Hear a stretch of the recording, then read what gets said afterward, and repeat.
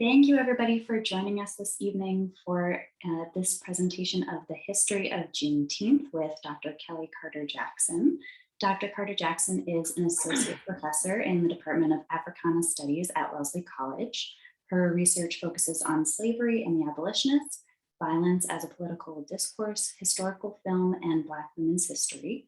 She is the author of Force and Freedom, Black Abolitionists and the Politics of Violence, and the co-editor of Reconsidering Roots, Race, Politics, and Memory, which has a foreword written by Henry Louis Gates Jr. She is also executive producer and host of the podcast Oprah-demics, the study of the Queen of Talk, which I definitely encourage everyone to check out. And her essays have been featured just about everywhere you could think of. She is the commissioner for the Massachusetts Historical Commission and the historian in residence for the Museum of African American History in Boston. And somehow, even with all of that going on, she has time this evening to speak with us about the history of Juneteenth. So without further ado, I'm going to hand it over to Dr. Carter Jackson. Welcome and thank you for joining us this evening. Thank you. Thank you so much for having me. I should also add mom of three. So wow, yeah. I stay pretty busy. My kids are 8, 5, and 2. So they keep me on my toes all the time. So, but with that, I'm really, really excited to share this Juneteenth talk. I was just talking to Allison earlier about how, this is like retail at Christmas for historians. We get like February and now we get June as another opportunity to really introduce Black history in ways that people have not always been exposed to and have not always been taught in their K through 12 education. And so being able to talk about what Juneteenth is about, why it matters, how we should celebrate, what's an appropriate way to celebrate, I think is going to be really useful. So we're going to have fun today. I'm going to talk a lot about joy. I'm going to talk also a lot about delays, because that's what Juneteenth really is. It was delay. But we're also going to talk about delight too, and how Black people experience their liberation for the first time. So I'm going to share my slides and just dive in, and then I will leave time at the end for questions. So please, if you have a question that you want to ask me, write it down and we will jump into it with the last several minutes that we have left. So what I want to do today is really just give you an overview. I don't want to assume where anybody's knowledge base is. I want to just be able to give context for those who are not familiar.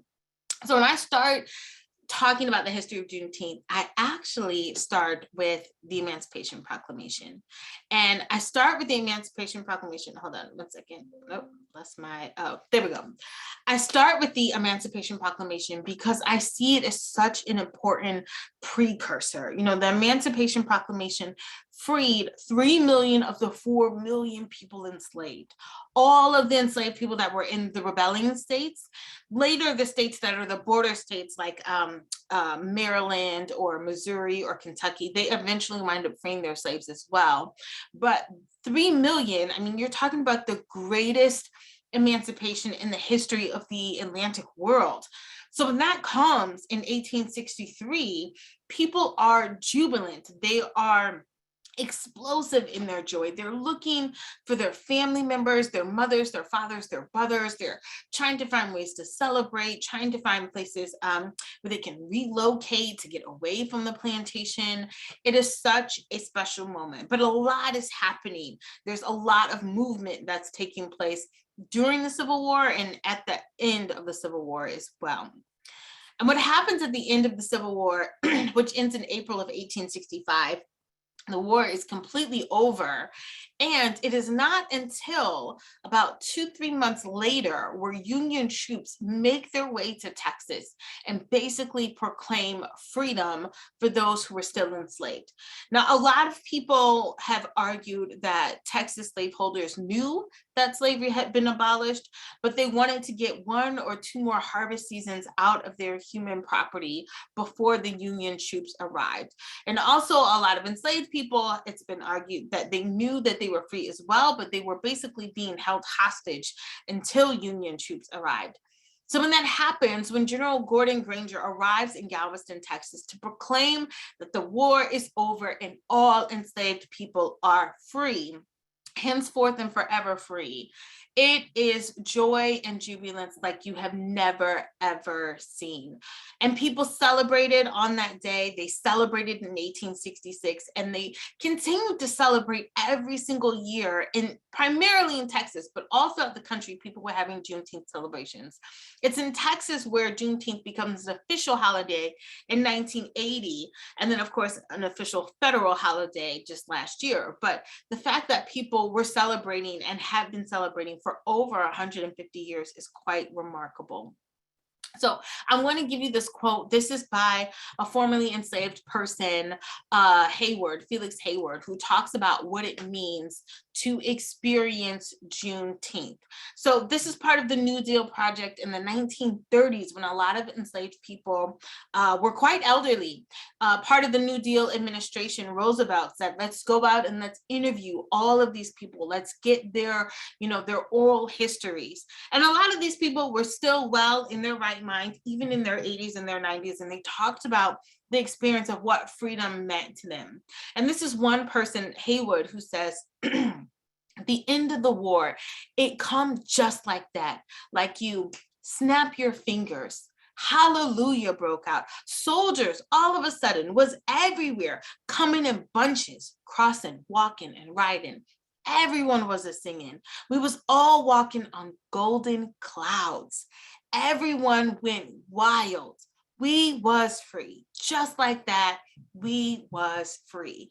And when I think about this moment, this jubilation that comes from emancipation, we cannot overestimate how big that feeling must have been, especially for people that had been enslaved for generations. For over 250 years, there was slavery in this country. So this is a picture of enslaved people or formerly enslaved people who are celebrating in the streets. This is a celebration that came with the Emancipation Proclamation, in which they are hosting up pictures of the Emancipation Proclamation. They're letting everyone know, hey, freedom is here. We no longer have to be at the plantation. We no longer have to be exploited and susceptible to violence. And we own our own personhood now. And that was such a huge moment. I think about this picture, which is kind of grainy. It's not the best photograph, but it's so powerful in that this is where you see about 31 people at a Juneteenth celebration in Emancipation Park in Houston. And this is in 1880. So just one generation outside of slavery. And you can see that everyone is in their Sunday best. They're in their best clothes, white dresses, top hats. This was a celebration. It was a moment where people came together and ate and had parades and gave speeches and talked about what it meant to be free. And so in 1880, you would definitely have formerly enslaved people who would perhaps come up to a stage, come before the group, and give their personal testimony, talk about what they had faced, the trauma, the harm, the violence, and then how they overcame and what it was like to live their life in freedom and to see their children or grandchildren experience freedom. This is Emancipation Park. This is what it looks like today in Houston. I'm from Texas. I was not born there, but I did my last 2 years of high school in Texas. And now all of my family pretty much lives in Houston or the Dallas area. And I've been to Emancipation Park before. This was 10 acres purchased by a group of formerly enslaved people. This is when they purchased it in the 1870s for $800, which is a lot of money. But they pulled all of their money together from either selling food or selling clothes. Enslaved people were very, very talented because they built America. So they oftentimes sold out their labor or sold out their skills and talents, and then used that money that they raised in their churches and did fundraising in order to purchase this land and make it a place that they could come back to again and again to say, this place, this land is ours, and we mark this as Emancipation Park. And to this day, this is where all of the major Juneteenth celebrations are in Houston. And there's parades and food and, bazaars. It's pretty great. So when we think about this moment, I think it's always important to put it within a historical context. So when we're talking about the end of the Civil War, we're talking about the 13th, 14th, and 15th Amendment. These were 3 new amendments that get added to the Constitution. And we remember that, Lincoln was hesitant to add amendments to the Constitution. The Constitution had not been amended for decades. So adding 3 new amendments was a really big deal. The first of those amendments is the 13th Amendment, which abolishes slavery, except as a form of incarceration. Now that's a whole nother lecture, right? It's a whole nother lecture about mass incarceration and how the 13th has really created the space for Black exploitation in perpetuity. But the 13th Amendment effectively abolished the institution of slavery. The 14th Amendment, of course, grants citizenship to all people. And the 15th Amendment guaranteed that no American would be denied the right to vote based on race, not sex, but race. These amendments were so instrumental for Black people in terms of how they found meaning in their citizenship, meaning in their liberation. My advisor, Eric Foner, he wrote this book called Nothing But Freedom, because one of the arguments that was made was that slaves got nothing but freedom. But that's not completely true. There were constitutional amendments that were made. There were huge opportunities that enslaved people had that nowhere in the Atlantic world you get to see. So when I talk about this moment after the Civil War, I talk about the period of Reconstruction. And I think this period is the probably least taught and least understood period in American history. If you were in a K through 12 education, you might get, slavery, you would get the Civil War, and then the next thing you know, it's like the Gilded Age, the Great Depression, World War II, we leap through history so quickly. But Reconstruction is so important because even though it was short-lived, even though it does not last very long, the changes that were brought about in a short amount of time were unprecedented. So during Reconstruction, you get the first established universal primary education that's free primary public school for everyone, not just Black children, but everyone. So poor white children for the first time are getting access to go to school. It's not just the elite that are sending their children off to these schools or boarding schools or private schools. Now everyone has a chance at education. And this is also important because you have effectively missionaries, teachers that are leaving the North and going to the South to educate this newly freed population. Charlotte Fortin Grimke is one of them. She is, a famous Black woman abolitionist. I named my daughter Charlotte after her. All my children are named for abolitionists. And it's so special to me to think that people saw that they had a real duty to make sure that enslaved people were brought into the fold of American citizenship, and that included their education. The second that Reconstruction did that was huge was it established the first public health departments. Now that we are coming to the tail end, or I don't know where we are in this pandemic, but now we understand, I think, so intensely what it means to have a public health department, what it means to promote public health and sanitation. And that is because all during the Civil War, there were epidemics of Spanish flu and influenza and tuberculosis. And the casualty numbers are so high in the Civil War, not just because of bullets, but because people were dying from disease. If you got sick, if you got an infection, it was very difficult to recover from that. And so prioritizing public health for newly freed people and all Americans was a part of this agenda. And then lastly, and this is not an exhaustive list, but I'm giving the highlights, the Civil Rights Act of 1865. This is the last major piece of Reconstruction legislation, and it outlawed racial discrimination and public accommodation. So hotels, transportation, opera houses. It's a real tribute to Charles Sumner. Charles Sumner, the famous abolitionist senator from Massachusetts, who was beaten within an inch of his life within the Senate chamber because he spoke out against slavery. He has just recently died around this moment. And so they used this legislation to really honor his memory. But one of the things that this legislation also speaks to is the fact that you had Black elected officials for the first time occupying offices.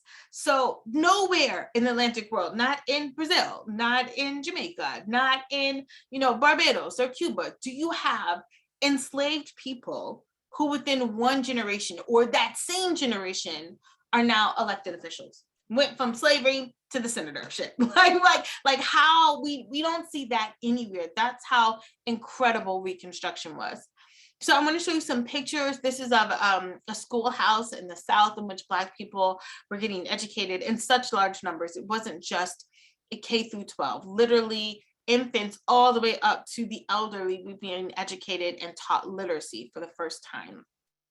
This is a picture of the first Black elected officials. You had Black senators from places like South Carolina, Mississippi, Louisiana. You had Black congressmen.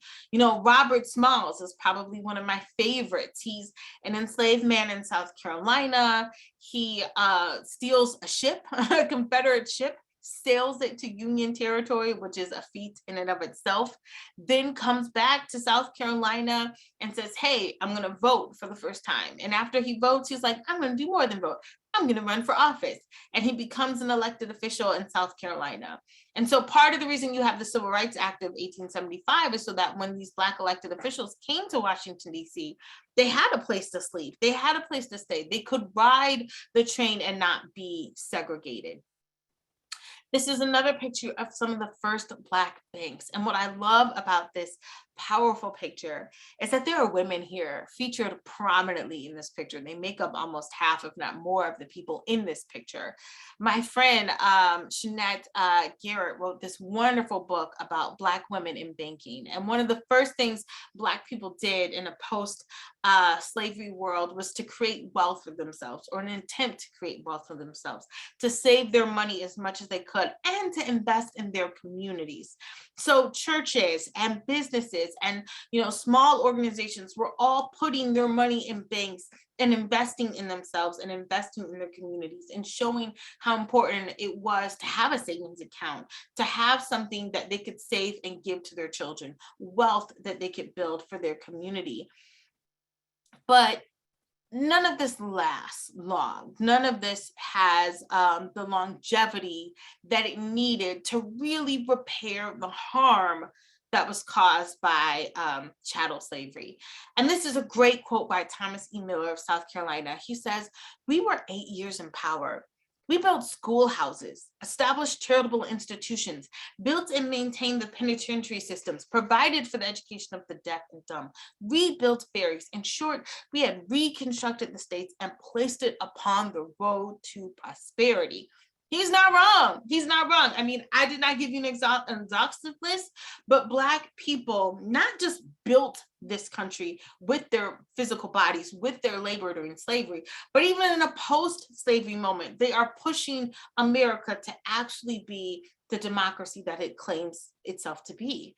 And W.E.B. Du Bois, who writes this great book, this one of the best books I think has ever been written in American history, called Black Reconstruction. And he has this great quote where he says, "If there's one thing that South Carolina feared more than bad Negro government, it was good Negro government." Good Negro government. What does he mean by that? He means that if Black people got into political office, if they got freedom and they squandered it, and they were corrupt, or they were lazy, or they completely, just became like deviants to society, then they would prove that, slavery was a good thing. See, slavery was a civilizing institution. And that's not what happened. Black people got freedom and they perfected themselves. In some ways, they surpassed their white counterparts when it came to education and learning and understanding. And it was that pursuit of perfection and prosperity and citizenship that undermined the myth of white supremacy. So if white people could see Black people accomplishing all these things within a decade, within like 10 to 15 years, then maybe white people weren't supreme. Maybe white people weren't special. And maybe what they did was violently, horrifically wrong. And so when we see things like Reconstruction coming to an end, what we see is a political backlash, an economic backlash, and even a social backlash to how people came to not only promote white supremacy, but also promote anti-Blackness and ideas of anti-Blackness. So this is the book that I talked about by W.E.B. Du Bois called Black Reconstruction. And in it, he says, "The slave went free and stood for a brief moment in the sun, and then moved back again towards slavery. And what he's talking about is not just the end of Reconstruction, but he's talking about the Supreme Court case Plessy versus Ferguson. He's talking about what Rayford Logan calls the nadir, which is the worst period of race relations in American history post-slavery, in which 2 Black people a week are being lynched by mobs. All across the country, you have mob attacks and massacres and lynchings. This is where we talk about Tulsa, Oklahoma, the Black Wall Street that gets bombed and destroyed in Oklahoma. You had towns that got destroyed in Elaine, Arkansas, and in Rosewood, Florida. All across the country, you are seeing these eruptions of white supremacist backlash. And so today I want to talk about a lot of things. I want to spend time talking about Juneteenth, but I want us to also be reminded or be mindful of the fact that white supremacist violence is a through line, that it is a consistent theme throughout American history, that when we go from slavery to the end of the 19th century to the early 20th century, in which the NAACP is literally hanging out a flag every time a man or a woman, for that matter, was lynched. When you think about this second picture here in the middle, this is the bombing of Black Wall Street in Tulsa, Oklahoma. When you think about the picture, right center or maybe left center for you, this is Little Rock 9. This is school integration and the fights over school integration that took place to just have 9, not hundreds, but just 9 children integrate Central High School. People lost their minds. And we may look at this as like, oh, well, that's a distant past. No, because we're listening to January 6th hearings right now, thinking about how we have this constant, consistent, white supremacist violence that seeks to like steal, kill, and destroy from Black communities and rob Black people of their citizenship and their humanity. And we have to be mindful that we are constantly at odds with that. And we still have not reckoned with that. So I want to talk about joy, though, because I think that even though Juneteenth is about a delay, a 2-year delay, we also have to think about the fact that enslaved people were happy. And I don't want to take that from them. Were their conditions perfect? No. But they took a moment to celebrate the fact that they were free. And they took that moment every single year whenever they possibly could. And that is because of what Imani Perry says. She's a professor at Princeton, in this beautiful, powerful quote, where she says, racism is terrible, but Blackness is not. Racism is terrible. Blackness is not. Just as American racism, and this is a lengthy quote, but I think it's so worth reading. American racism is unquestionably rapacious. To identify the achievement and acceleration in Black life is not to mute or minimize racism, but to shame racism, to damn it to hell. The masters were wrong in the antebellum South when they described the body-shaking, delighted chuckle of an enslaved person as simple-mindedness. No, that laugh, like our music, like our language, like our movement, was a testimony that refused the terms of our degradation.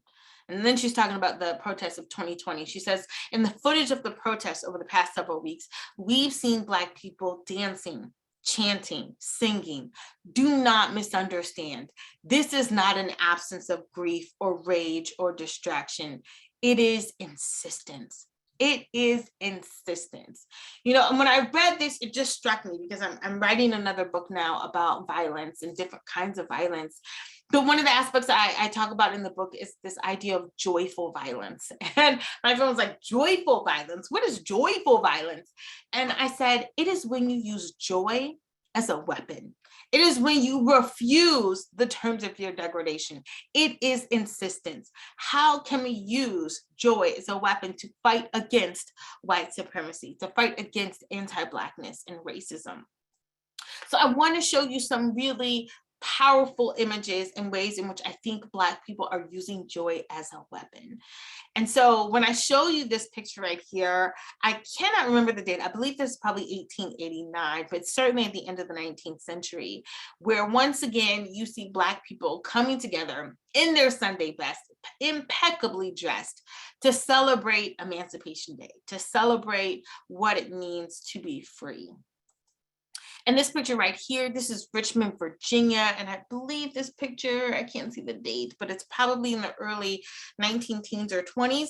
And this is Richmond, Virginia. Black people are celebrating Emancipation Day by the hundreds, dare I say, by the thousands. They are marching, they are parading. If there's ever a moment of patriotism, Juneteenth is it. Juneteenth is often referred to as the Black 4th of July. The Black 4th of July. And I love that. I love that Black people said, whether or not white people celebrate, we will mark this occasion. We will mark our Freedom Day. I love this picture too, because it's of children, little Black children. This is in Dallas, Texas in 1952. And look at them in their little outfits, right? And their little military suits. I mean, this is shortly after World War II has ended. But if there was ever to be patriotism in any group, it is Black Americans. Because not only are Black Americans lovers of this country, but they are such great lovers, and that they're constantly calling America, be better, do better, live up to the principles that you proclaim is America, make this place what it is supposed to be. No other group is so much responsible for holding I would say the white and the powerful's feet to the fire than Black Americans. And so even though we have a complicated relationship with our patriotism, the patriotism is always, always there. I love this picture too, because this is the drill team performing in Minneapolis. This is 1995. And if you've ever been to one of these Juneteenth parades before, particularly in the South, they are so electric and so much fun. You know, maybe not in Minneapolis, but certainly in Texas, where I'm from. You know, you would see the Black cowboys riding on horses, you know, marching through the streets. You would have all of the HBCUs that would show up with their drill teams, and the drums would be going, and just the pure infectious energy that just made you want to like sway or bop or whatever it was. It was in the air, and you could not suppress that joy when you were there at a Juneteenth celebration. And then I love the fact that there are pageants, right? This is Denver, Colorado. A little bit more recently, 2015, this is Miss Juneteenth. And what I love about her is that she's so beautiful with her chocolate skin and her Afro natural hair. And even though she is a beauty queen, she is not sort of like fitting this very stereotypical mold of like, you know, a white, like, you know, blonde, supermodel type Miss America. This is Miss Juneteenth. This is all she represents, a beautiful Black girl in her crown and glory, you know, waving to the people. Like that promotion, not just of Black excellence, but the promotion of Black beauty on Juneteenth is also something to be celebrated. And then I think there's another image, this is much more recent, of a crowd in Austin, Texas, marching the parades. They go for a pretty long time. They're pretty cool if you get to experience one. And then the food for me is like everything.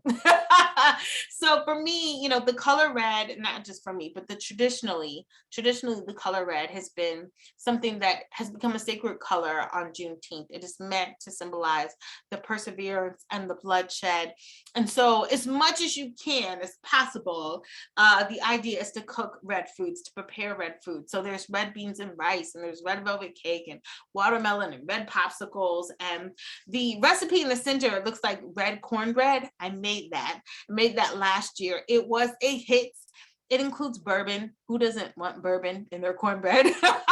And it's actually made with beets. You sort of puree the beets, and then you put it into your cornbread mix, and it makes the cornbread red.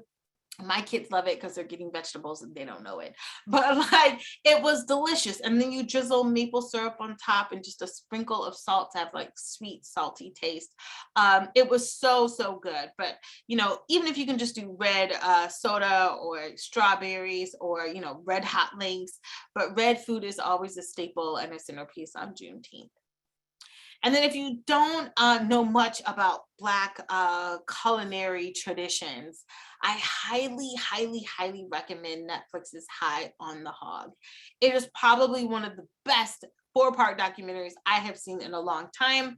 And it really traces Black culinary traditions from enslavement from the west coast of Africa all the way up into present day. In the last episode, they really dedicate a lot of time talking about Juneteenth and foods that are cooked and prepared on Juneteenth and how meaningful they are. I always like to recommend documentaries, things that people can either watch or read or listen to. I think that's really important. And then the flag.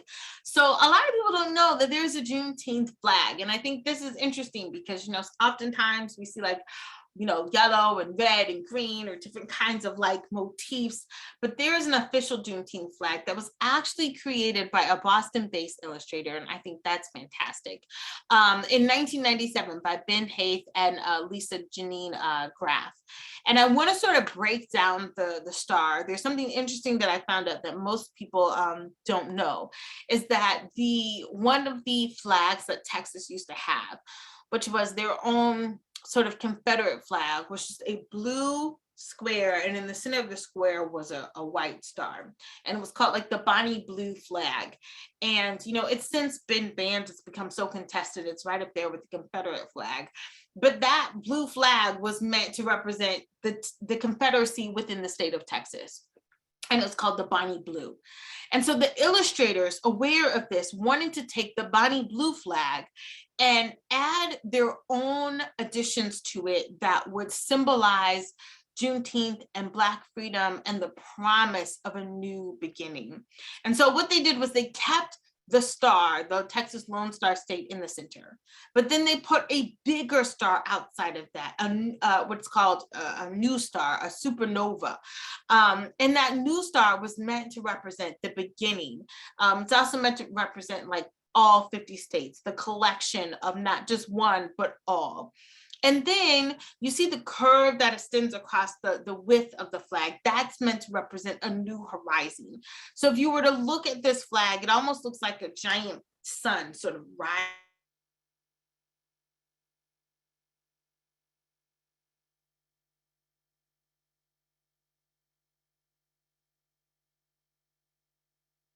But I think of this too as well. I think of, you know, the quote by MLK where he says, the arc of justice is long, but it bends, or the arc of, oh gosh, now I'm botching the quote.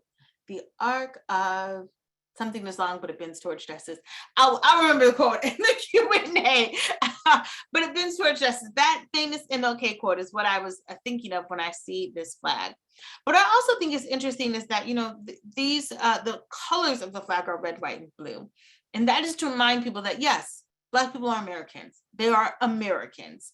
And so while we can get caught up in looking at different colors or looking at kente cloth or African prints, but at the end of the day, Black people are Americans in this country.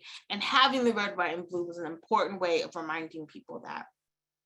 So I think that Juneteenth has become, you know, really a call to push, to move beyond symbolism, really a call to action. I think about how oftentimes when I had attended Juneteenth celebrations in the past, you know, it was a way to register people to vote, to say like, hey, there's so many of us, we're gathering today. And when we have big numbers like this, we want to make sure that people are registered to vote. We want to make sure that people feel empowered when they go to elect their officials and to ask any questions that they might have. We want to make sure during a pandemic that people are safe. So oftentimes Juneteenth, even during the pandemic, was used as a place to say, hey, let's vaccinate as many people as possible. And if you're vaccinated, have you been boosted? Do you need a booster? A call to action. And then, of course, every year, it seems, we are invested in having this conversation about reparations. And really, I think moving the conversation past a conversation into policy, into real change. And I think I've been encouraged to see this perhaps on a small scale, but there are certainly smaller cities that are doing this. So Evanston, a small suburb of Chicago, has basically put in place like a housing program, a housing grant to either purchase a home or to renovate your home for African Americans who've been displaced because of segregation and redlining in that city. There are other places in Vermont that have tried to create their own sort of small scale reparations across the country. So it is absolutely possible. And we have a precedent for reparations. We absolutely have a precedent. You know, if you think of Japanese internment camp, there was reparations for them. If you think about slaveholders, there was reparations for them.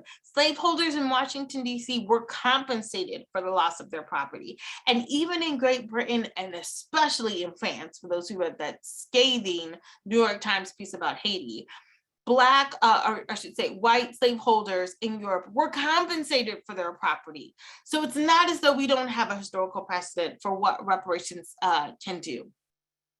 But I think it's even important to have these conversations in the classroom. You know, when we saw the summer of 2020 and 2021, and even a little bit now, these, you know, ideas about critical race theory and banning these conversations in the classroom are so dangerous, so dangerous, because history is our roadmap. History is our guidebook for seeing what has happened before and understanding what might be possible in the future. So I want to give you this quote by my good friend Charles McKinney, who, when I read this quote, I was like, that's it, that's everything. I think that oftentimes, you know, we think about Black people, and we think that they're a reactionary people, that they're constantly having to react to white supremacy, react to whiteness. But Charles McKinney says, no, we are not solely the history of fighting white folks. That is not who we are. We are double Dutch in the summer. We are letting out the air of Big Mama's house. We are Uncle Ray's jokes on top of jokes. We are collards and second lines and blue lights in the basement. We are swagger in the midst of chaos. We are reunions and step shows and the borough and the bayou. We are church till 2 and the corner till 4. We are a universe of experiences. And when I read that quote, I was just like, wow. We cannot lose sight of the fact that Black people are more than just a people constantly fighting white people. And then in America, we have contributed so much to this country, but equally important, we have contributed so much to each other. We have poured in so much to each other. And that is why it's so important to fight for joy during this day, during this holiday. You know, Zora Neale Hurston has this great quote where she says, I am not tragically colored. There is no great sorrow dammed up in my soul, nor lurking behind my eyes. I do not mind at all. I do not belong to the sobbing school of Negrohood who hold that the nature somehow has given them a low down dirty deal and whose feelings are all but about it. No, I do not weep at the world. I'm too busy sharpening my oyster knife. And in some ways, you know, I love that this is how it feels to be colored me. I love being reminded that I am so much more than my oppression, so much more than my marginalization, so much more than what I'm constantly combating against. And so I try to remind, you know, myself a lot that Black joy matters. So I saw this quote on Twitter, and it says, some of us fight racism by raising our children to know joy. This matters too. And when I think about this, I think about my kids. I had my 3 children, and they were playing in the crib, and William, my son, wanted to be silly. He's like, hey, Mom, look. And he like spreads the t-shirt open, and we hollered laughing. Like, we laughed so hard. I don't even know how I got all of that on camera, because to see my daughter, you know, with her head cocked back in laughter, my son laughing, you know, my daughter, my baby's like, what is going on? Like, it was just pure joy at bedtime. That's all it was. It's joy at bedtime. And I loved that in that moment, I didn't have to say, you know, you're Black, you're beautiful, you're this. We could just have a special time, and we could laugh, and we could be together, and I could empower them to know that their joy is meaningful, that their joy, that their laughter matters, and that even their laughter can be a weapon in hard times, can be a weapon when someone is trying to demoralize and degrade you. So I often think, as I start to wrap up, I want us to think about the fact that in February, we celebrate Black History Month. In February, we go back into the past and we think about all the things that Black people have contributed to this country. But in June, I want us to think about Black Futures Month. I want us to think about where we might go. What is the kind of world that we want to live in? What is the kind of world that we want to create or imagine for ourselves, for our children, for our children's children? This matters too, not just the past, not just the present, but the future. And so I want to play this clip that I saw on Google. Maybe you have seen it before. It is one of my favorite commercials. It's only 1 minute long, but again, probably one of the quickest and yet most powerful encapsulation of Black excellence.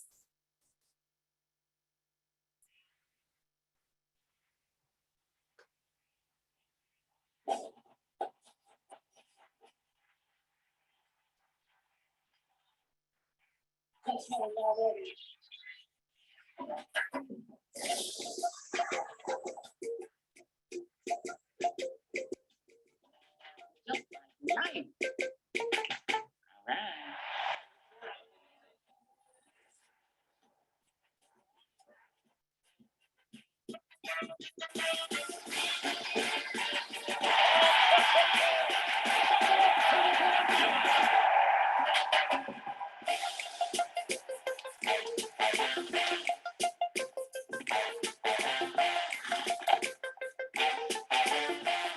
All right. Can I get an amen? And welcome to the very first National Opera with the show.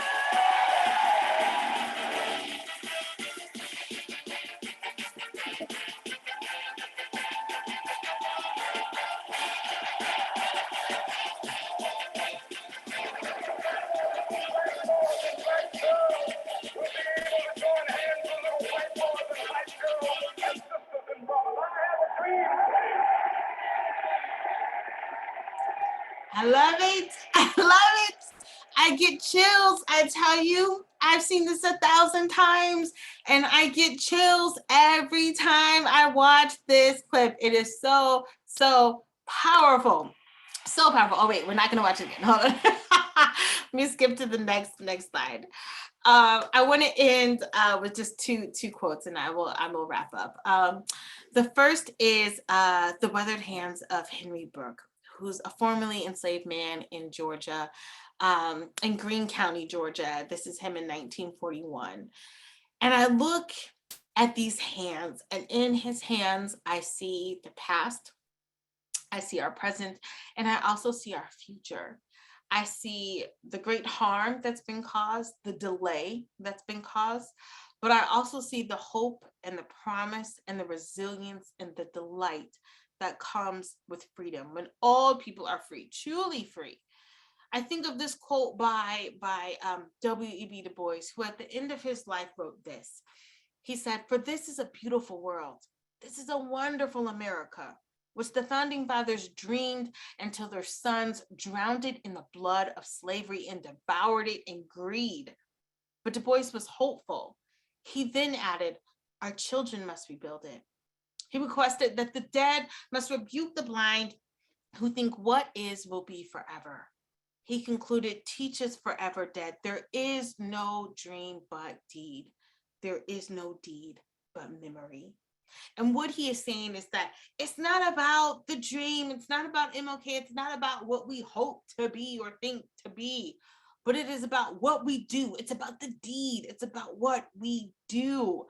And equally important to what we do is how we remember what we did, the memory. The memory. As a historian, I'm always saying there's the history and there's the memory. Both are powerful. Both have huge impacts in understanding what we believe is possible.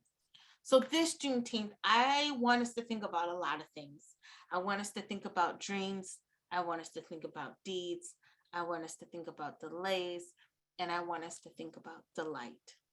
So thank you so much for letting me share this lecture with you. I'm going to stop sharing my screen. We have a little bit of time, 13 minutes, I believe. So I want to take time to answer any questions that you might have. You can put them in the Q&A. I haven't had a chance to check the chat. Oh, wow, these are great. So if you have any questions, I'm happy to answer them. I'm just going to